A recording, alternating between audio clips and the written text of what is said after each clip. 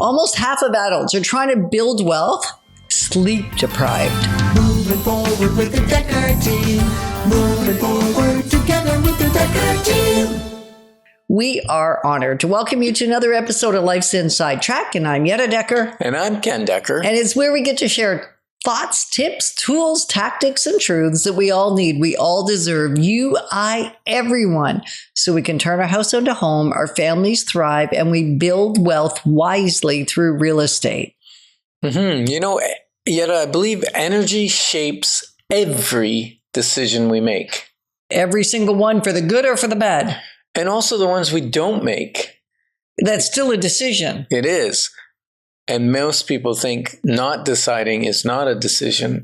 But many times when you are sleep deprived or your vitality's down, your energy's down, you may choose not to make a decision at all. Because it just takes too much energy. Yeah. You're feeling exhausted, miss an opportunity, miss an amazing possibility, or be rash with your decisions. It kind of goes both ways, I think. So we thought in this month of October, when we're talking about leverage or the levers in our lives that actually propel us forward or move us backwards, because the reality is we have levers, whether they're working for our good or for our not good, that we would focus a little bit on sleep and running and walking and movement and all of those things that are vitality that give us a better way to come at every decision.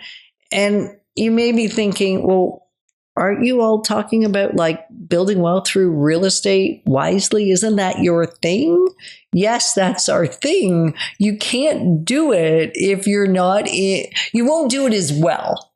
If you're not in great energetic condition. Yeah. And whether you're sleep deprived because you don't get enough rest, you don't go to bed, you're up streaming or watching movies or series or whatever it is. Have you ever done that? Not frequently. Thank you for that. I have my wife to thank for that. Because when I go away, what happens? Well, sometimes I stay up way too late. But we made an agreement that we would go to bed together always, pretty much always. Right? Yeah, I mean, probably 19 out of 20. Yeah. And what happens is, as your guide, we don't know when we're going to need to serve you. We don't know when you're going to call with an issue that we need to help guide through. Or we don't know when a seller is going to call us or a buyer is going to call us and say they want to put an offer in on something. So we have to be not sleep deprived. And you know what's interesting is a poll in Ottawa was done and 42% of people said they get less than 7 hours a night in sleep. That means sleep deprived. For most adults. Yeah. And if you have sleep apnea, I'm a candidate of that. Maybe you don't know it. We've done a lot of stuff to help you to make sure that that's not a big factor on you anymore. But when you're walking around sleep deprived, I don't know what the stat is, but it's like you're under the influence of alcohol or drugs, right? It actually causes brain fog, poor decisions, sometimes lack of balance, lack of knowledge and peripheral vision of what's going on. It's hard to drive properly and safely. So now you're going to make a multi-$100,000 decision and be sleep deprived. Not a great idea. Not a great idea. So I just want to piggyback on what you said about us choosing not to be sleep deprived. I used to think it was a badge of honor back in the early days of my career to be available. You probably heard me share this story if you've listened to any quantity of Life's Inside Track.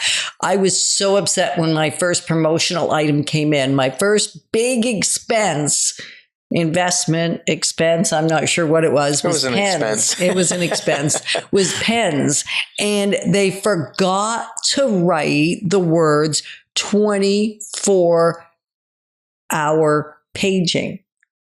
And I was horrified. I made them reprint my pens because how could they miss the most important part of me telling the world that I could run superhuman-like 24/7.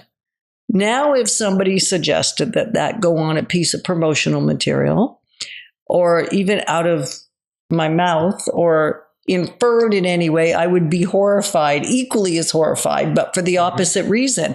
I didn't get in my 20s that walking around sleep deprived is what I was, putting in 80 to 100 hours a week, getting very little sleep, even drinking coffee when I wasn't a coffee drinker to keep myself awake sometimes in the middle of the night, working on offers, making things come together.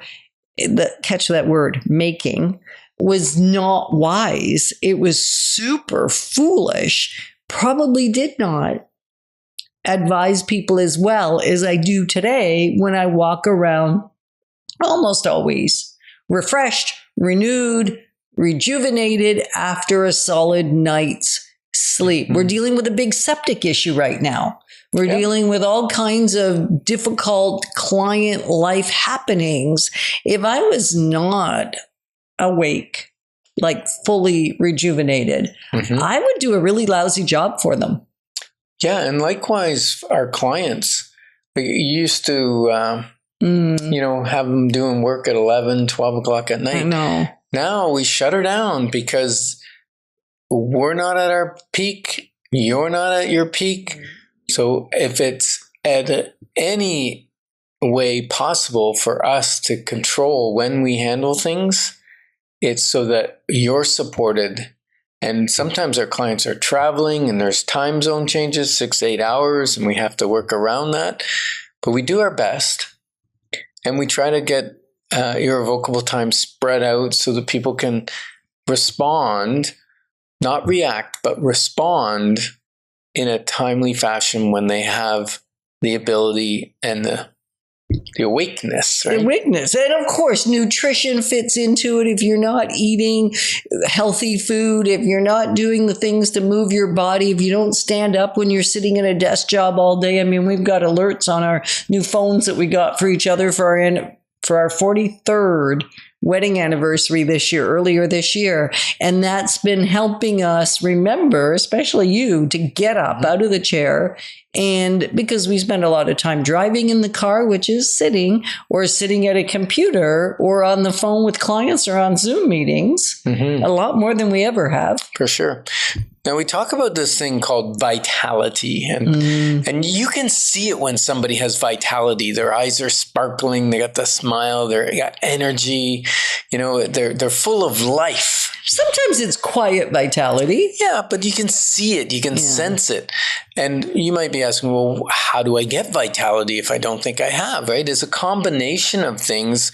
It's a combination of your sleep, your nutrition, your movement, and your recovery, what you do to recover. So it's not just fitness, right? And I'm going to say your spiritual vitality fits into that conversation, because if I don't start my day right, I'm a mess. Yeah, and that's where a lot of my recovery and rest comes. It's rest in God, rest in the scriptures, rest in the promises. So it's an important piece, yeah. So if that's the case, we're going to look at what levers of vitality can we actually pull to multiply our clarity and our financial results. And we're glad that you're joining us on Life's Inside Track, because it's about much more than just money. Moving forward with the Dekker team. Moving forward